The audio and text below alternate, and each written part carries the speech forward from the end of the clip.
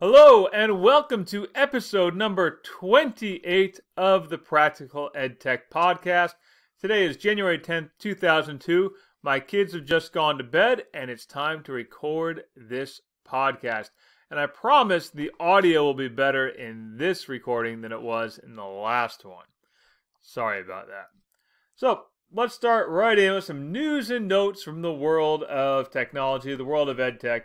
We'll start with Google Slides. Has a new copy and paste function. Doesn't seem that exciting. It's not that exciting, but it is convenient. So you'll now be able to copy and paste over select slides instead of an entire set of slides from the copy function. You've always been able to copy and paste a slide within a set of slides, but now you can copy and paste from one set of slides to another set of slides selectively.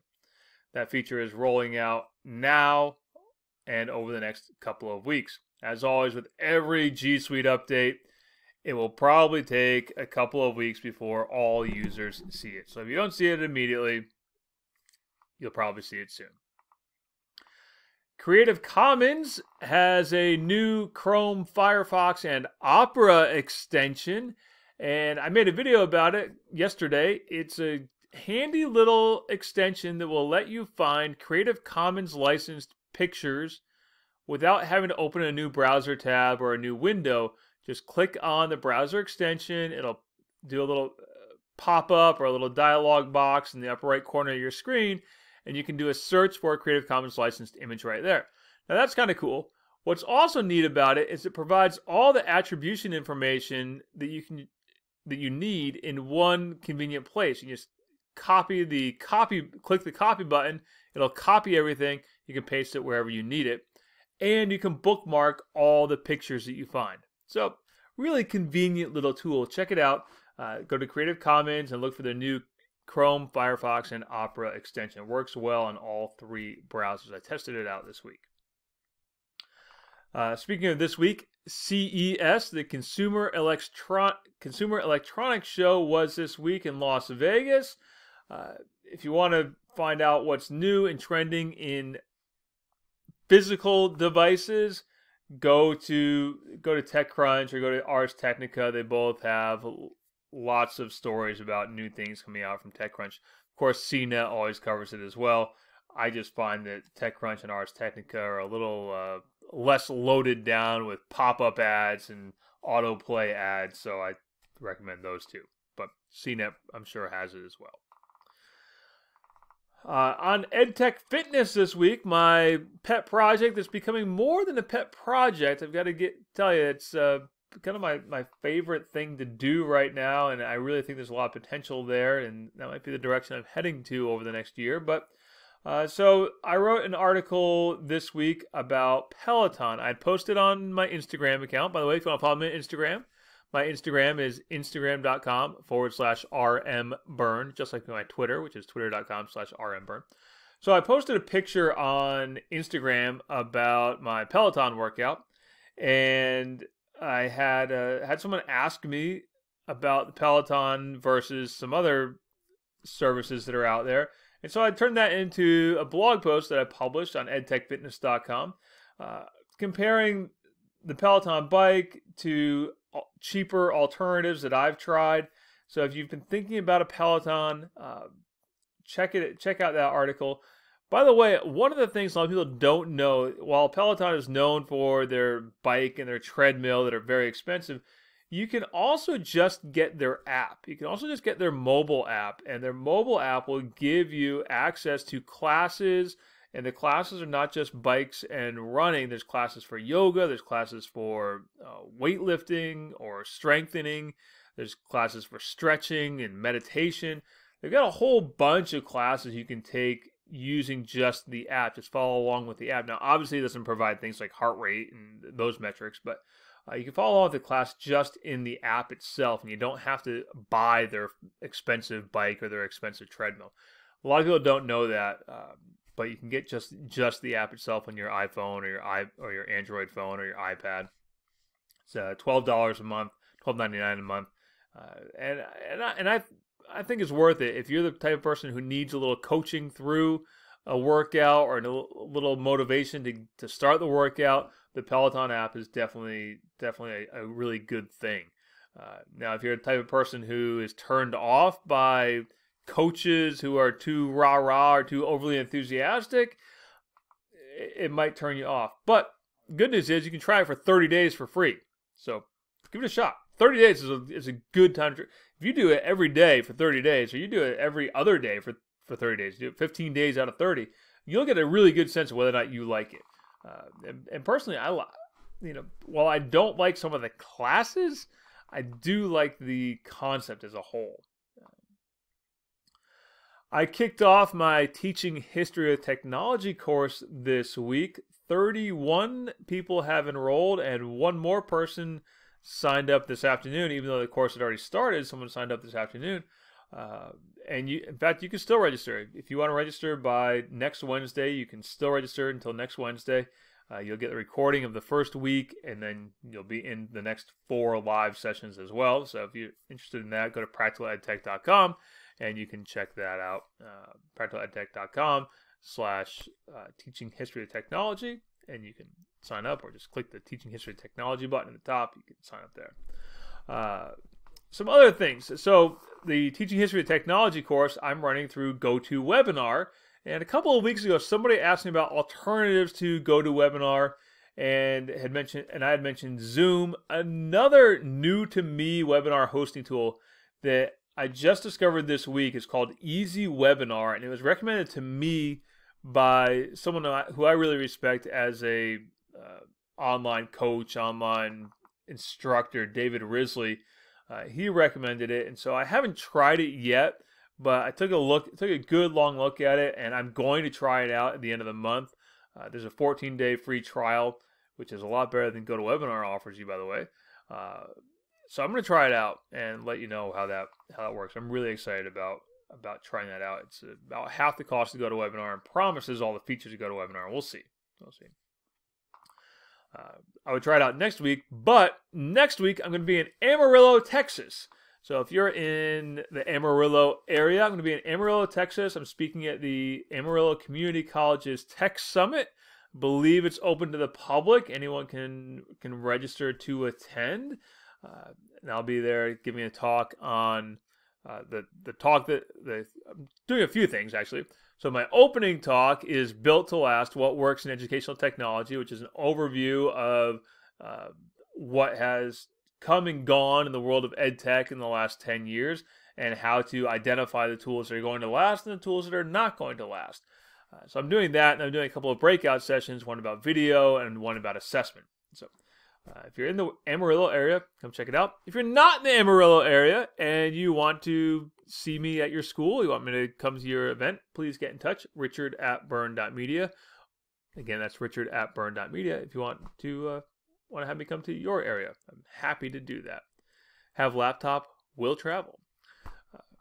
So, some other new things, new tools that are worth checking out. If you're a WordPress user, including anything using WordPress or EduBlogs, found a neat little plugin this week called WP PDF. WP PDF, it's free. There's also a premium version. The premium version is cost $20 a year, and it removes the WP PDF branding on it. But WP PDF lets you embed PDFs into your blog posts or your web pages in any WordPress powered site. I've just installed it.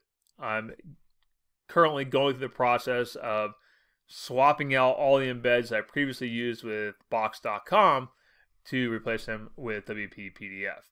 Really, the only reason I had left for using Box.com is that they did have a convenient embed feature, but I found that Box.com is blocked by a lot of schools, so it wasn't really worth my time and my money anymore to use Box.com. So I'm pretty much swapping out and replacing Box.com with WP PDF. Another neat new tool that I tried out this week is Reverb Record. Reverb Record is a new recording tool. Doesn't require any registration. It's going to probably strike you as being very similar to Vocaroo. If you ever used Vocaroo or online voice recorder, it's very similar to those tools. You can do a quick go to the site, do a quick recording, and you can embed the recording into your web page. You can email it. You can post it on social media. Handy little tool. No registration is required. That's the great thing about it. 2 other quick new tools, and then we'll get into some classroom thoughts. Danny Nicholson, who runs the Whiteboard Blog, great guy. Sorry I'm going to miss him at Beths this year. By the way, I'm not going to be able to go to the Beths conference this year. I was really disappointed by that. But Danny Nicholson at the Whiteboard Blog has a new blog post this week about Mathagon's digital manipulatives and how you can use them in math classes, as you might expect, on tablets, on laptops, desktops, and on a whiteboard. So go to whiteboardblog.co.uk and read up on Mathagon. And last but not least, ClassTools.net has a new sorting game template called Vortex. What it lets you do is create a game where kids have to sort terms. You can do vocabulary terms, or you can do one word, or you can do sets of words. Check that out, ClassTools.net. It's a new game template called Vortex. All right. So, some thoughts from my classroom this week.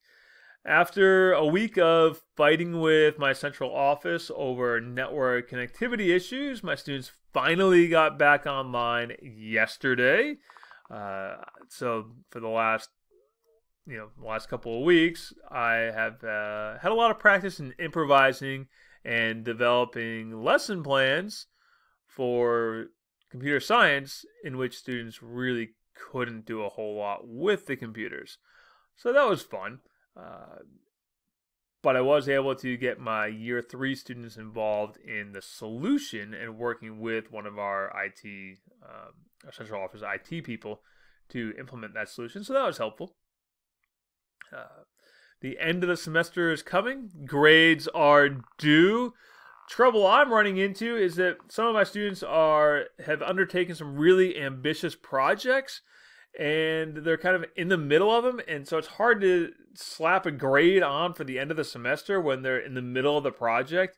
I didn't really say you have to be done by January 24th. I didn't give them that deadline. I said, because I didn't think that was fair to just give an arbitrary end of the semester. You got to do it because while we have semesters, really it's just the end of the year that matters.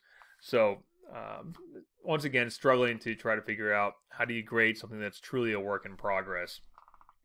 So I'll figure that out in the next 2 weeks or less. I get 10 days, I guess, to figure it out. So that's where I'm at. If you have any ideas about that, please send me an email. richard@burn.media is my email address. And last but not least, Q&A from readers and listeners and viewers like you. So, the first one came from Brittany. It's a real simple one. Is there a way to be added to your email list so I know anytime you post something new? Thanks so much, Brittany. First of all, Brittany, thank you for wanting to get emails from me. Yep, you can go to freetechforteachers.com and click on the little envelope icon in the upper right corner, and you can be added to my daily email list. Or if you go to practicaledtech.com, you'll see a pop-up that pops up that lets you subscribe to my weekly email. My weekly email is twice as popular as my daily email. There are 18,800 and something people on my weekly email. There are 9,000 people on the daily email. So probably want to join the weekly email. Question from Maria. Hello, thank you for all the great information. Is there a way to lock images on a Google Doc? So Maria, there used to be a much better text wrap option in Google Docs, and unfortunately there isn't now. If you click on the image in Google Docs, you can position it left, right, center. Of course, you can click on the image and click and drag the corners of it. You can also click on the image and select image options to crop the image and apply borders and rounding to it. But you can't truly lock it into place in the Google Doc itself anymore. So good news, bad news there is, that's how that is. Question from my good friend Beth. Beth Still, we've been friends for 11 years or longer now, over a decade. Beth and I have been friends for over a decade. I need a clear and concise video that walks teachers through the difference between simply switching Google accounts and actually logging into Chrome with a completely different account. Do you have any tutorials that show this? I don't remember seeing one, but if you do, I would love to use it when I work with teachers who do not comprehend why this is important. If you do have one, what are the chances? If you don't have one, what are the chances you would make one? If you do, I promise to make you any meals you want when you come to visit next fall. So I don't have one, but I will make one. I promised Beth that I will make one, and Beth has promised to make me a nice turkey dinner in exchange for that. Normally, I will normally work for food. Yeah, so Beth and I have been friends for a long time, and actually emailed me like everybody else with that question. Now, I don't have a video about it. I'm going to make a video about it for folks who are wondering what the big deal is. So there's a Google account that you can access inside any web browser. There's also your Chrome profile, which is what you can use to move from computer to computer and still access all of your bookmarks or all of your Chrome extensions without having to use another external service. So yes, I will make a video about that. Promise. Last but not least, question from Steve. Steve asked me, Richard, any recommendations for recording video of classroom lectures for off-campus students? Teacher may or may not be working the slides. Doesn't have to be live streamed. Steve. So I had two suggestions for Steve. First of all, if you're in a position to broadcast directly from your laptop, I would recommend using Screencast-O-Matic, where you can just record directly there. I love Screencast-O-Matic. I've been using it for all kinds of stuff for the last couple of years. Really is for the $18 a year that I pay for it, or $20 a year that I pay for it, it's really worth it for me. You can do all kinds of things like cropping your webcam profile. In fact, I'll probably do that with this video tonight. You can do all kinds of things with Screencast-O-Matic. So I love Screencast-O-Matic. Second option was simply get a tripod and pop your phone into it. You can get a cheap tripod, spend $25, $35 at Walmart, get a cheap tripod that holds your phone, set that up, install the YouTube app. You can record directly to YouTube. So it's not going to record directly to your phone. It records directly to your YouTube app. Goes directly to your YouTube channel. You could live stream it if you want to, or you could just record it and post it later.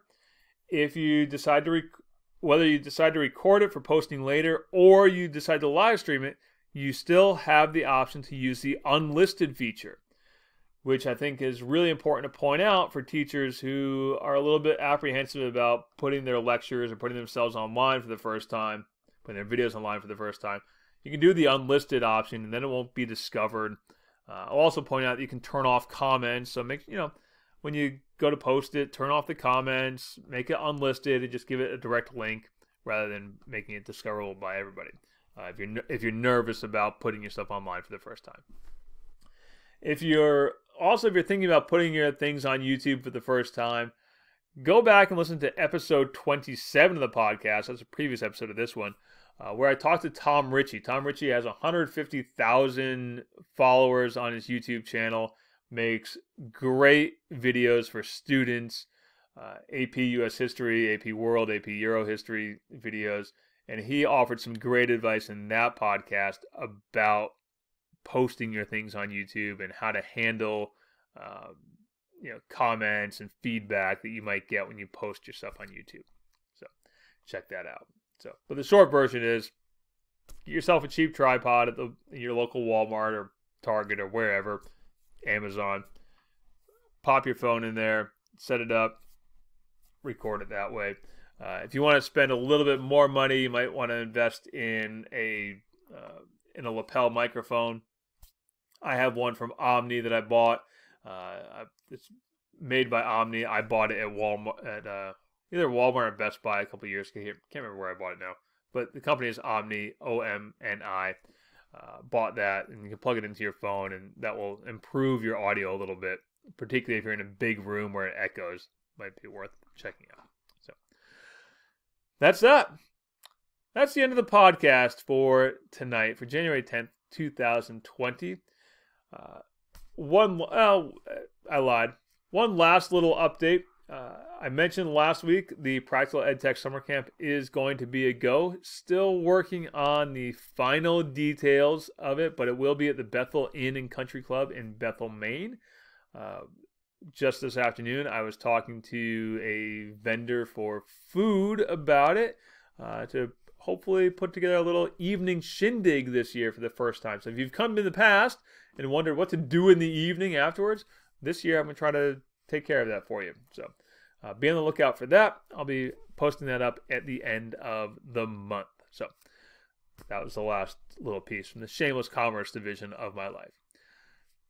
Once again, thanks for listening. If you have any questions for me that you want me to answer in the podcast or suggestions for me, feel free to send me an email, richard@burn.media.